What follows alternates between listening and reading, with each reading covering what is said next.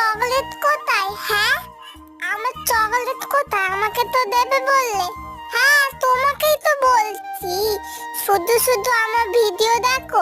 হ্যাঁ, আমাকে তো চকলেট দাও না, আমি কিন্তু রাগ করব। কিন্তু তুমি তো খুব পচা হয়ে গেছো।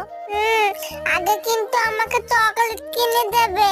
হ্যাঁ, জানো তো, আগের দিন নন্দীকে নিয়ে আমি খেলা করছিলাম, বাবা কত ঠান্ডা। আজকে ওর জন্য সোয়েটার পরেছি আমি, ঠান্ডা লেগে যাবে তো। সাবস্ক্রাইব করে দিয়ে যাবে।